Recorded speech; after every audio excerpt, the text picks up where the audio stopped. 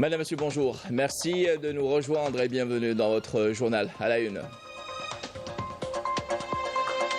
Représentants du président de la République, Abdelmadjid Tebboune, le Premier ministre Nader El-Arbaoui seront aujourd'hui en République du Ghana pour participer à la 6e réunion semestrielle entre l'Union africaine, les communautés économiques et régionales et les mécanismes régionaux dont les travaux se tiendront dans la capitale Accra. Et ce rendez-vous est marqué par une intense activité du chef de la diplomatie, Ahmed Attaf, qui a mis en avant hier à Accra le soutien de l'Algérie à la proposition sur la tenue septembre prochain d'une session extraordinaire du Conseil exécutif de l'Union africaine. Et l'autorité nationale indépendante des élections ANI a rendu public un arrêté fixant les modalités et procédures d'accès aux médias audiovisuels et de couverture médiatique des candidats à la présidentielle du 7 septembre prochain. Et pour ce rendez-vous électoral important, le délai de dépôt de dossier a pris fin le 18 juillet dernier à minuit. L'on saura dans ce midi quelles sont les prochaines étapes. Et au Maroc, le président du Raja de Casablanca au cœur d'un nouveau scandale. Il a été interpellé par la police allemande dans une tentative de dissimuler un vaste réseau de trafic de cocaïne. Un scandale qui pourrait entraîner la chute du régime du Merzen, impliquant de très hauts responsables marocains. Voilà pour l'essentiel de l'actualité en titre. Merci pour votre attention. Tout d'abord, représentant le président de la République, Abdelmadjid Tebboune, le Premier ministre Nader El-Arbaoui seront aujourd'hui en République du Ghana pour participer à la 6e réunion semestrielle entre l'Union africaine, les communautés économiques régionales et les mécanismes régionaux dont les travaux se tiendront dans la capitale Accra. Cette réunion de haut niveau sera consacrée au renforcement de la coordination et la coopération entre l'Union africaine, les communautés économiques régionales et les mécanismes régionaux dans différents domaines en vue d'appuyer les efforts de maintien de la paix et de la sécurité et d'accélérer la cadence du développement et de l'intégration économique au niveau continental. Et hier, le ministre des Affaires étrangères et de la communauté nationale à l'étranger, Ahmed Attaf, a mis en avant hier à Accra, je le disais, au Ghana, le soutien de l'Algérie à la proposition sur la tenue en septembre prochain d'une session extraordinaire du Conseil exécutif de l'Union africaine pour préparer le prochain sommet du G20 et définir les objectifs et les priorités suite à l'adhésion de l'Union africaine à ce groupe, saluant la déclaration de la Commission de l'Union africaine relative à la préparation opérationnelle de capacités régionales d'Afrique du Nord. Plus de précisions avec Mariam Damis. Lors de la 45e session du Conseil exécutif de l'Union africaine à Accra, le ministre des Affaires étrangères, Ahmed Attaf, a affirmé le soutien de l'Algérie à l'initiative de convoquer une session extraordinaire en septembre prochain en vue de préparer le sommet du G20. Nous avons déjà tranché sur la question de la représentation de l'Afrique à tous les niveaux au G20. La participation n'est pas une fin en soi, il y a deux questions sur lesquelles nous devons axer notre attention. La première est une question de procédure relative aux préparatifs des réunions du G20. La deuxième question, par contre, est thématique, relève du fond, étant donné qu'elle concerne les objectifs escomptés à travers l'adhésion de l'Afrique au G20 et les voies et moyens qui permettent à cette adhésion de mettre en avant les priorités stratégiques de notre continent. Ahmed Attaf a salué la déclaration de la Commission de l'Union africaine concernant la mise en place opérationnelle des capacités régionales en Afrique du Nord. Nous saluons la déclaration de la Commission de l'Union africaine relative à la préparation opérationnelle de capacités régionales d'Afrique du Nord, qui constitue un des organes opérationnels de la force africaine. Cette déclaration intervient après le constat des experts onusiens et africains des différents composants de cette capacité régionale et ses moyens militaires, humains et logistiques à la hauteur des normes internationales en vigueur.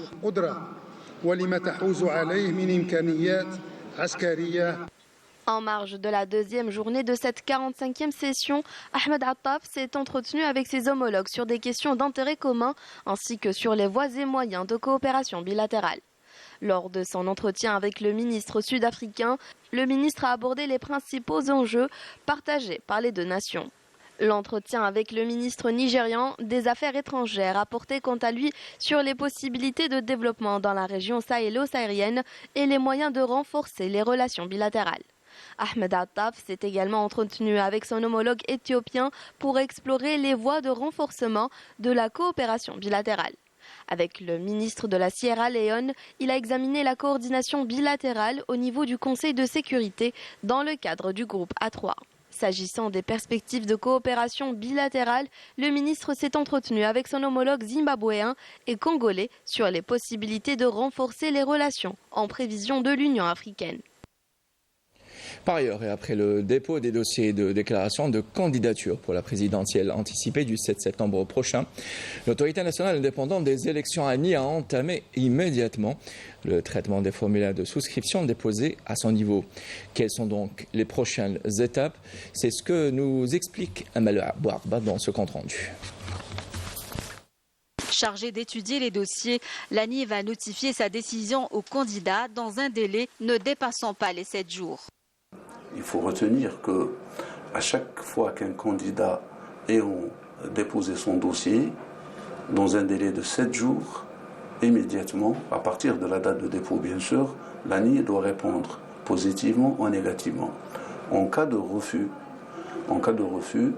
le candidat a un délai de 48 heures pour déposer un recours et l'ANI a un délai de 24 heures pour y répondre auprès du Conseil de la Cour constitutionnelle. Tout postulant dont le dossier a été rejeté dispose du droit d'introduire un recours auprès de la Cour constitutionnelle. Celle-ci valide par décision la liste définitive des candidats, y compris les recours. Une fois le tout achevé, la Cour constitutionnelle publie la liste des candidats dans le journal officiel. Il faut dire que les candidats à l'élection présidentielle anticipée du 7 septembre prochain se sont livrés à une véritable course contre la montre pour réunir les formulaires de souscription des signatures. L'ordonnance 2101 du 10 mars 2021 portant sur le régime électoral stipule que les candidats doivent avoir 50 000 signatures à travers 29 wilayas et pas moins de 1200 par wilaya. Ou bien avoir 600 signatures entre les élus du Parlement et locaux et réparties à travers aussi 29 wilayas. La liste des candidats retenus par l'ANI sera annoncée le 27 juillet prochain. La Cour constitutionnelle, quant à elle, tranchera sur les recours le 3 août. Place, après cela, à la préparation de la campagne électorale qui s'arrêtera 3 jours avant le scrutin. Et l'autorité nationale indépendante des élections ANI a rendu public un arrêt de fiction les modalités et procédures d'accès aux médias audiovisuels et de couverture médiatique des candidats à la présidentielle du 7 septembre prochain. Plus de détails une nouvelle fois avec Amal Bouarba.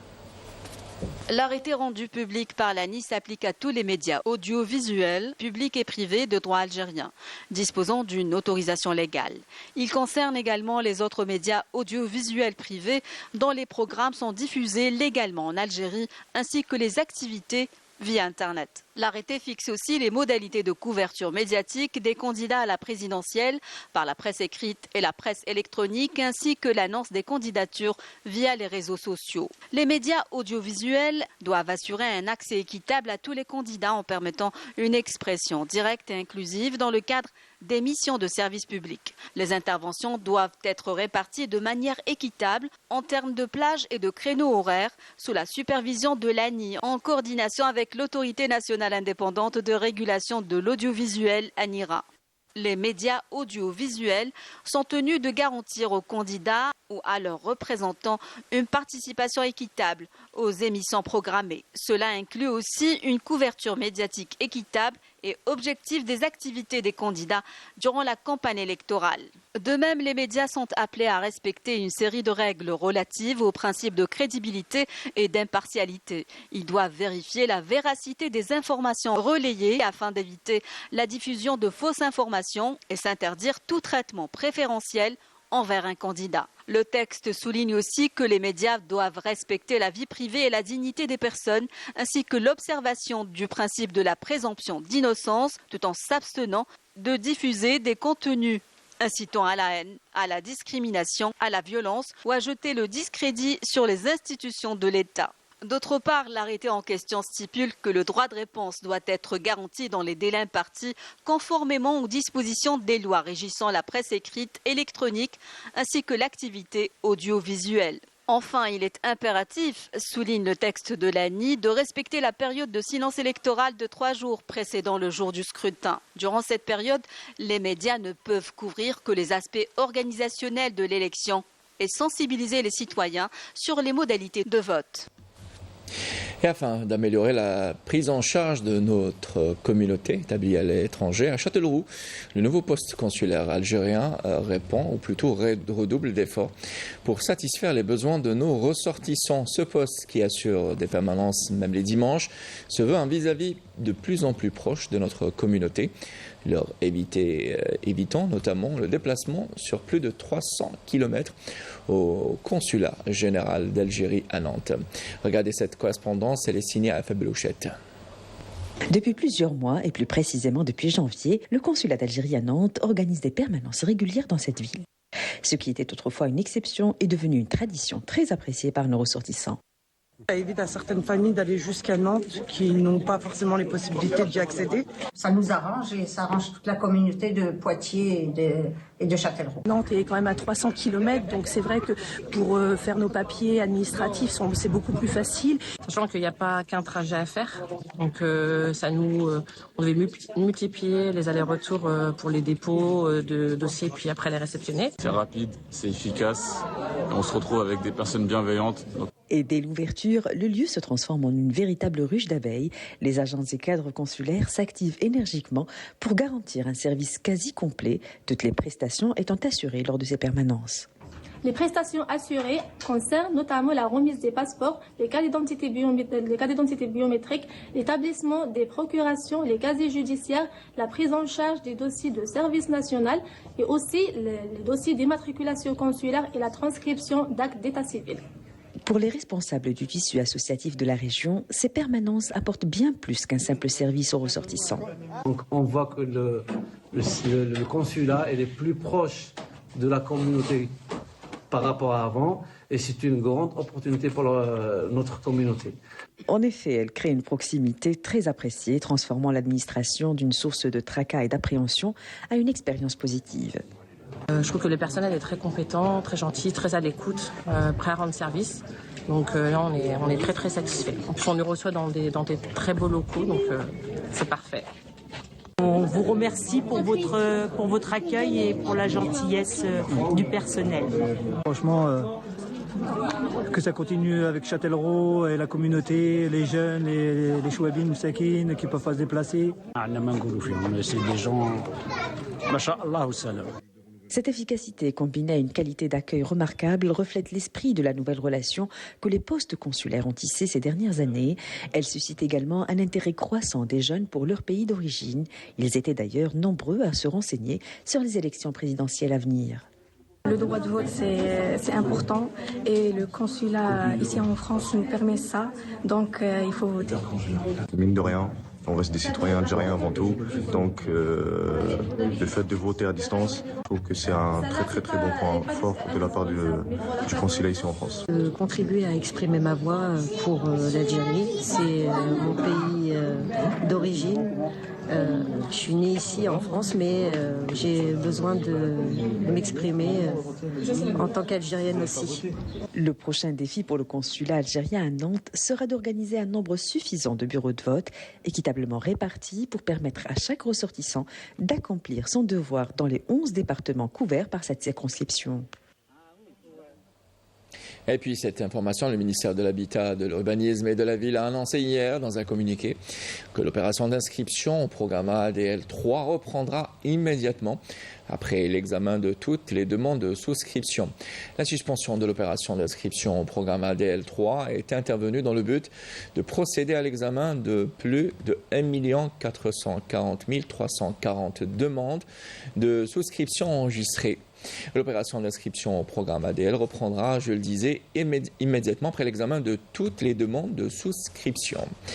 Et puis direction Miaou, Abdelrahman, un passionné de jardin botanique, a transformé sa pépinière en un centre pour la production des huiles essentielles et des plantes naturelles. Il combine tradition et innovation pour créer des produits de qualité. Regardez ce reportage signé Majda Jahmoul.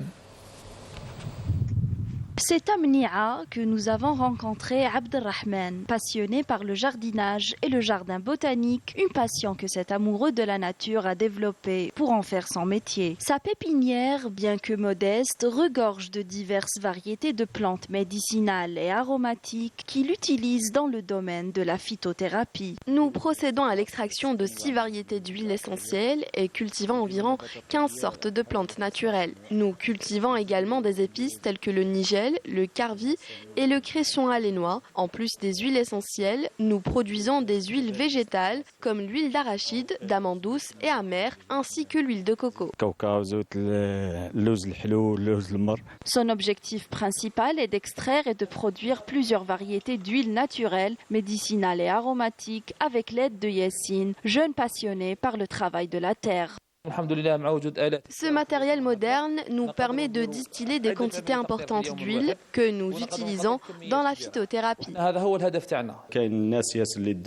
Ces huiles ont été testées et approuvées par plusieurs clients qui les ont classées parmi les meilleures. Un produit 100% naturel. Dieu merci, nous avons des commandes avec un mois d'avance.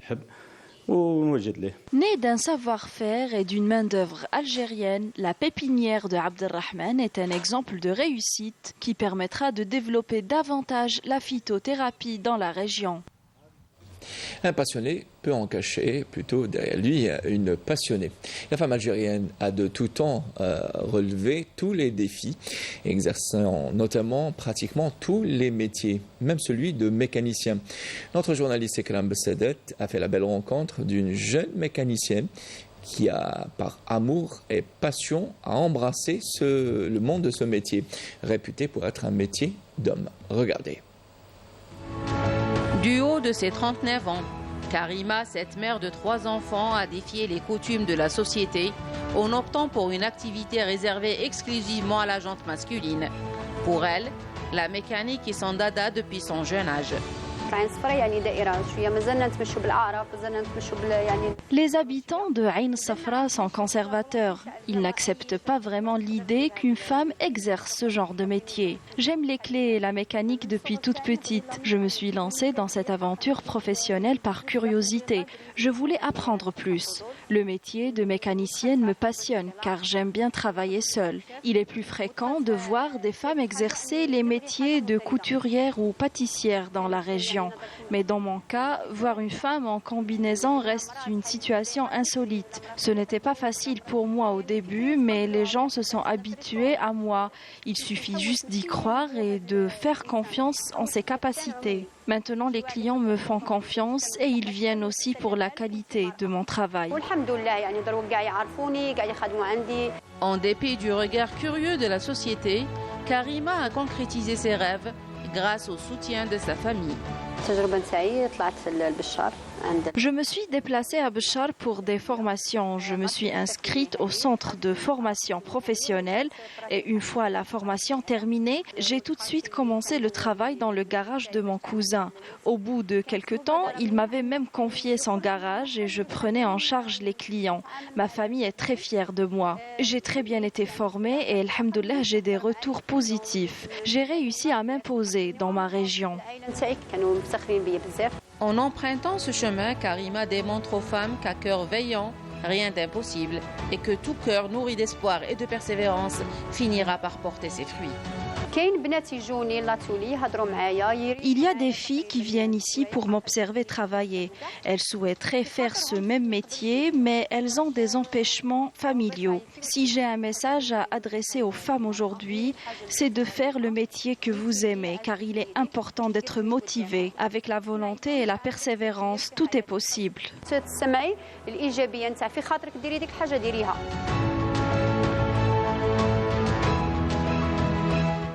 Des initiatives à saluer et à encourager. Et dans l'actualité internationale, un autre scandale éclate au Maroc. Le président de Raja de Casablanca a été interpellé par la police allemande dans une tentative de dissimuler un vaste réseau de trafic de cocaïne. Cette arrestation pourrait entraîner la chute du régime du Merzen, impliquant de très hauts responsables marocains. Marim Demis. Un véritable séisme secoue le monde du football et les hautes sphères du pouvoir au Maroc. Mohamed Boudrika, président du célèbre club Raja de Casablanca, a été arrêté en Allemagne. Faussant les calculs du Merzen qui cherchait à se disculper de ce scandale et brouiller les pistes d'une affaire tentaculaire de trafic de cocaïne. Une énième affaire qui confirme l'implication du Merzen dans le trafic de tout type de drogue. Des sources espagnoles, dont des médias, des services de sécurité et le chef de l'opposition espagnol Alberto Feijó ont révélé que le Maroc est une plaque tournante du trafic de drogue, principal producteur et exportateur de cannabis. L'une des affaires scabreuses qui a défrayé la chronique dernièrement est la course-poursuite entre la police espagnole et un bateau de narcotrafiquants marocains, qui a entraîné la mort de 2 gardes civils espagnols et fait 2 autres blessés dans le détroit de Gibraltar, au port de Barbate, dans la baie de Cadix. Ce nouveau scandale dévoile l'implication flagrante du Merzen et la complicité de la marine royale marocaine dans le processus de trafic de drogue. Si Mohamed Boudrika collabore avec les enquêteurs, c'est tout le régime du Merzen qui pourrait s'effondrer. En effet, cette affaire de trafic de cocaïne révélée par un baron de la drogue malien depuis la prison met en lumière l'implication de très hauts responsables marocains, dont le chef du gouvernement Aziz Ernouch et le chef du cabinet de Mohamed VI, Fouad Ali El Himma. Les révélations de ce scandale illustrent la corruption endémique au Maroc depuis des années. Le Merzen use de la corruption et du chantage pour maintenir ses intérêts, que ce soit concernant l'occupation illégale du Sahara occidental ou la répression des droits de l'homme. Alors que l'enquête se poursuit, le monde entier suit de près les développements de cette affaire qui pourrait bien changer le visage du pouvoir au Maroc, où la crédibilité du régime du Merzen est plus que jamais remise en question. Et puis retour chez nous pour vous parler de la gare d'Oran, un monument situé au quartier de Sidi el-Béchir, au centre-ville de la capitale de l'Ouest, est érigé dans un style néo-mauresque, est entré en exploitation en 1913. La Commission nationale des biens culturels a approuvé récemment le classement de ce bien immobilier et culturel, a procédé à son inclusion dans la liste du patrimoine culturel national. Reportage Ismail Amri.